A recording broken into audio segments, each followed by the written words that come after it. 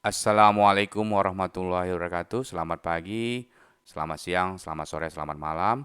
Sampai bertemu kembali di Doli Saputra Official yang membahas tentang pembelajaran matematika kelas 7 semester genap yang materinya adalah garis dan sudut. Ya, pada bagian pertama. Nah, sebelum kita memulai eh, pembelajaran matematika itu asik dan menyenangkan, mohon kalau materi ini baik dan membantu, mohon di subscribe, like, and share. Nah, untuk mempersingkat waktu akan kita mulai. Eh, yang pertama adalah kita akan membahas namanya garis dan hubungan antar garis.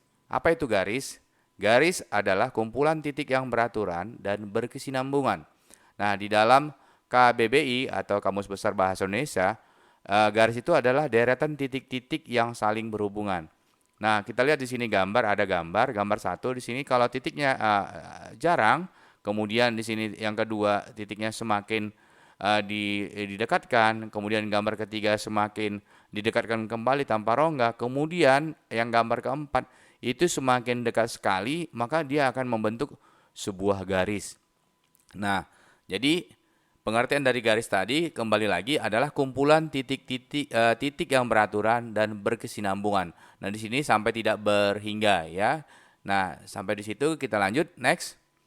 Apa itu contoh garis di sini? Kita misalkan saja di sini ada garis A dan B. Bentuknya seperti ini, ada tanda panah. Maka garis AB dilambangkan dengan garis AB. Nah, seperti ini lambangnya.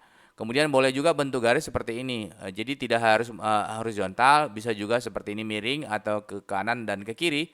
Contohnya ini adalah garis PQ, maka dilambangkan dengan garis PQ seperti ini. Oke, kita lanjut.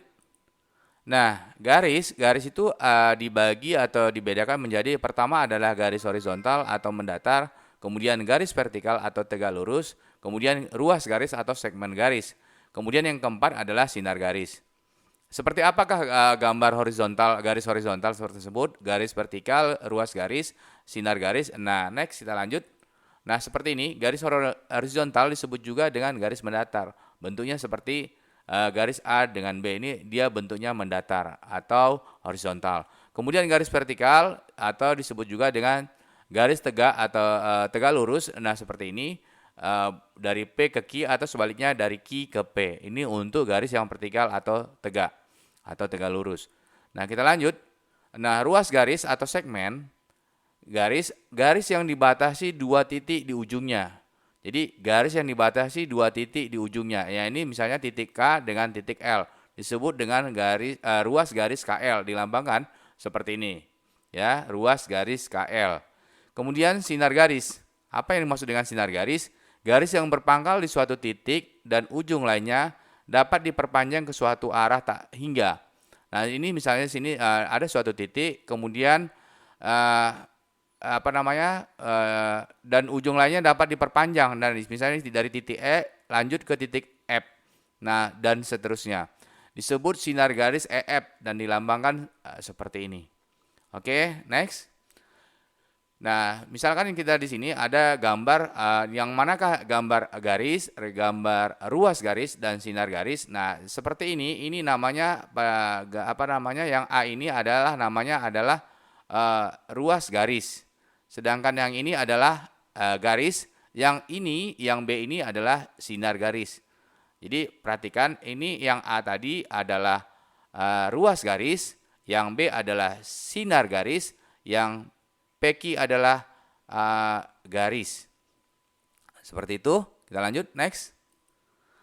Nah, hubungan antar garis di sini ada 3. Yang pertama adalah garis sejajar. Apa yang dikatakan dengan garis sejajar? Apa yang dimaksud dengan garis sejajar?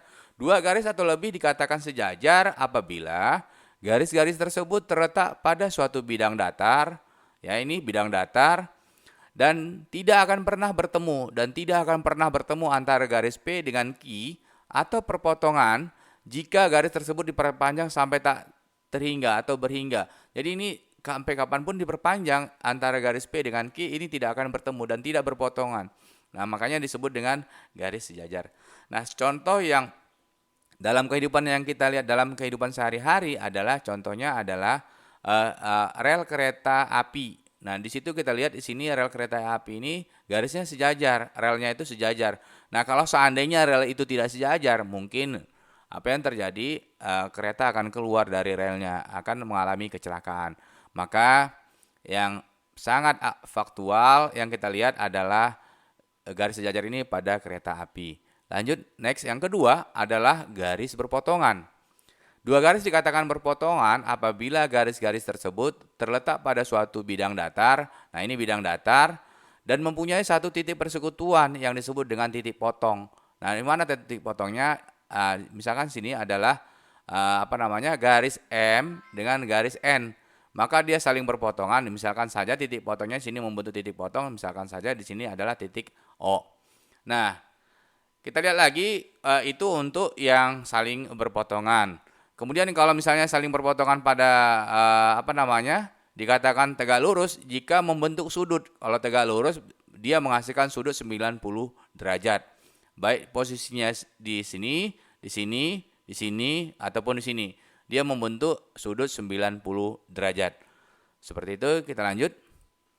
Kemudian yang ketiga adalah garis berhimpit. Nah, garis yang berhimpit berarti kalau dikatakan berhimpit berarti antara garis yang satu yang dengan yang lainnya itu berhimpit. Ya, contohnya ini misalnya garis M ini panjang, kemudian dihimpit oleh garis N. Nah, seperti ini. Jadi dia berhimpit antara garis M dengan N. Sehingga memiliki titik persekutuan tak hingga, katanya seperti itu. Jadi garis berhimpit adalah dua garis dikatakan berhimpit apabila garis-garis tersebut terletak pada satu garis sehingga memiliki titik persekutuan tak hingga. Nah, inilah dikatakan garis berhimpit. Kita lanjut. Nah, kalau sudah nanti kalian coba untuk membuat tugas mandiri di buku paket halaman 111 sampai dengan 112. Kemudian syarat-syarat seperti ini harus diikuti supaya menghasilkan bentuk garis yang baik. Terima kasih. Sekali lagi sebelum kalian melaksanakan tugas tersebut, mohon video ini supaya untuk berkembang, untuk di-subscribe, like, and share. Terima kasih. Wabillahi taufiq wal hidayah. Assalamualaikum warahmatullahi wabarakatuh.